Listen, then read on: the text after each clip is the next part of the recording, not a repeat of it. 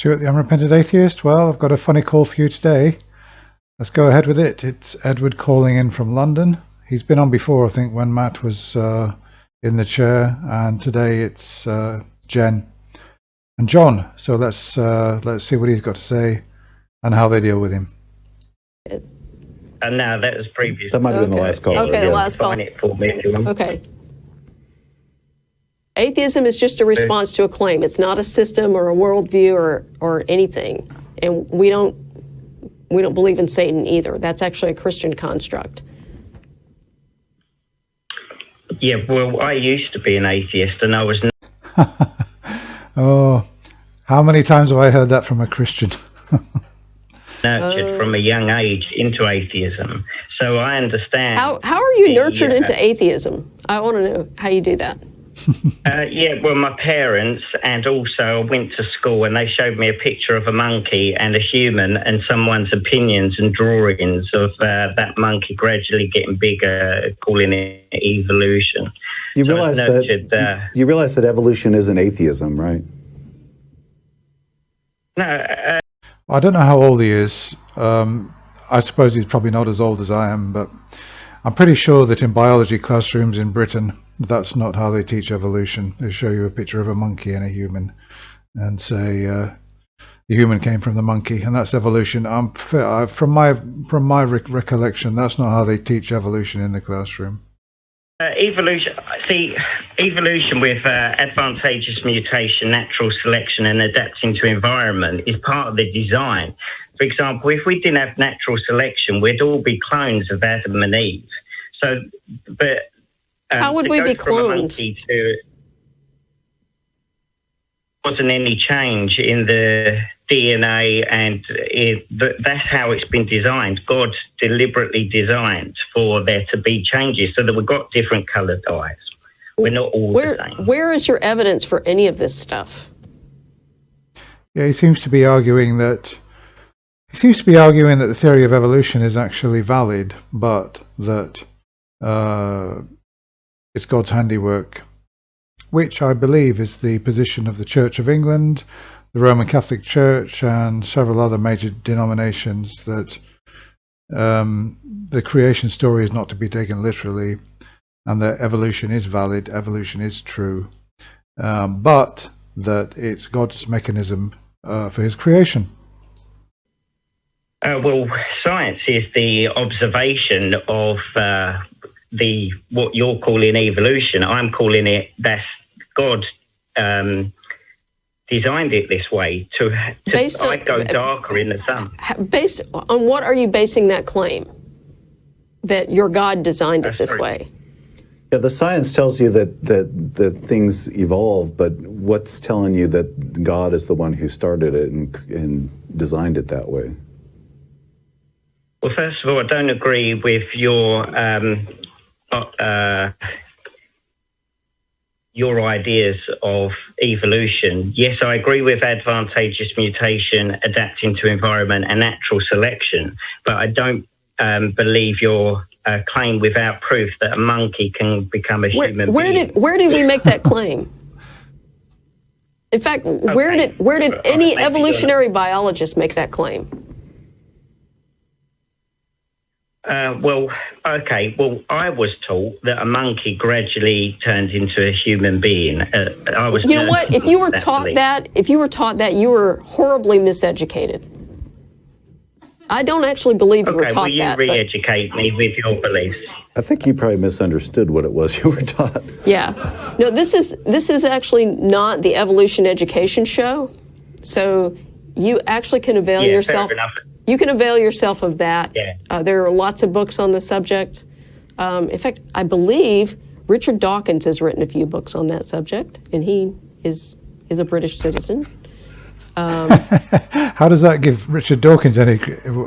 What's the relevance that Richard Dawkins is a British citizen? Simply because Edward is also British, and he's more likely then to accept the word of a fellow Briton, actually, who happens to be one of the most famous atheists in the world. I can't somehow see him reading that book. Let's see. I've spoken to Richard Dawkins. Yeah. And there's lots of ways of educating yourself. A public library would be a good resource for you. And I recommend that you... If I could ask you a question, what do you believe? How did non-living matter turn into living matter? That's not evolution. That's abiogenesis. Yeah, okay. Fair. Yeah, well, actually, I've got to side with the caller here that he's moving to abiogenesis. He's moved away from evolution, and there was no need for Jen really to say that. Let's move on and deal now with abiogenesis. It's a completely valid question, and I asked that question myself. How did non-living matter turn into living matter? That's a very good question, and we've got some indications, but we're very, very far from solving that one properly.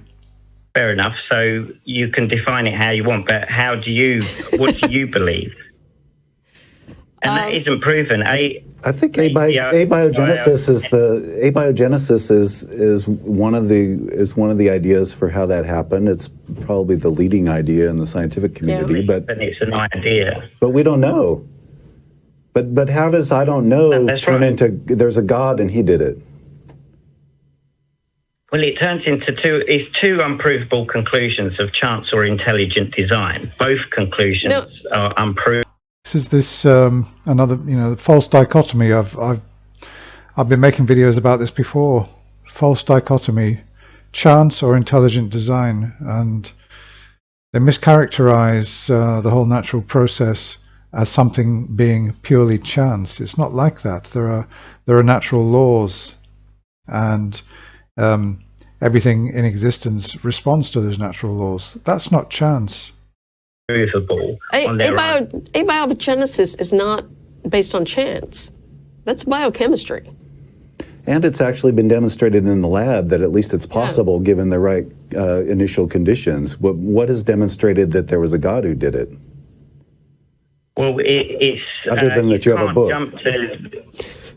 You can't jump to the conclusion God, but the intelligent design is the human being in the lab who set up the conditions. Yeah, well, actually, he said quite a good thing there. You can't jump to that God did it. And then he's turned around and made a really strange point that when man is designing experiments to prove that living matter can come from non-living matter, there's your intelligent design. Okay, yeah, but it's a human being. It's not God. So to say this chemical and that chemical, you're actually involving intelligence in the form of a human being. But we all agree that energy can slow down into physical and become aware of itself temporarily in the form of a human. No, we're not aware that energy can slow down. I think that isn't he thinking of the double slit experiment, possibly? And become aware of itself? Where are you getting that? Well, E equals MC squared, so energy and physical are kind of the same thing. But apparently... Next he's going to be invoking the Higgs boson. What about the aware of itself bit, though? Yeah, in the form of a human. So physical is energy and energy is physical. So physical is slowed down energy. You can look that up. But we all agree that energy can become physical and the physical can become aware of itself in the form of a human, unless I'm presuming that you believe we're conscious. Yes, we're conscious. I'm not following you, though. Yeah, Edward. Okay, so it seems to me that he's saying that organic matter can become aware of itself. Yes, in the form of human beings. I absolutely agree with him on that. What's the next stage to get us to God? It looks to me like they're sort of cutting him off here. You've been horribly miseducated, is all I can tell you. And you need to... I wanted to hear his next logical step, and he's not being allowed to produce that. It's a shame. Well, this is just common science. No, this is not science. Energy and physical are the same thing. No, they're actually not. Okay, well, all right. Let's take your belief that physical has always been. We agree that physical. We've actually become aware of itself. We've given you, Edward, to make your point here, and you're kind of rambling all over the place. I still don't have an Okay. understanding that anything you believe is really coherent. So I'm gonna let you go, Yeah, and we're gonna take some could other I callers. Could I just quickly explain why it's deliberately difficult? It's to allow a satanic system, which is a human rulership via a gun, the illusion of commerce, and religion, including Christendom, which is designed to deceive humanity. And it does a very good job of it. But that's interesting. I look forward. Well, why doesn't he call a Christian show and argue it out with them? Why is he bothering atheists when he's got a beef with Christianity for deceiving mankind? He's got his own brand of Christianity or theism. Why is he calling an atheist show? I'd like to see some of these people, if they got problems with Christianity or other religions, why are they calling atheists? Why don't they call those religions, Christianity, Islam, or whatever, and hash it out with them? Why do they have to bother atheists with this sort of, almost conspiracy nonsense? To the emails we're going to get from Edward explaining all of that stuff. Did he go? I let him go? I let him go. Okay, so that's all from Edward. I think it's the second time he's called in. I'll need to try and find his previous call with Matt. So, what to say about him? Really strange that he is so poorly acquainted with the facts about evolution.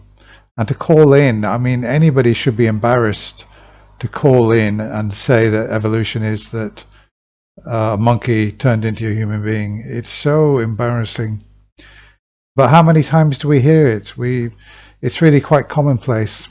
And it's just lack of education, sheer lack of education. And even if it's a lack of state education, there's no excuse for not going and doing the research, finding the proper academic materials, and actually consulting them, or going to, obviously, reputable websites.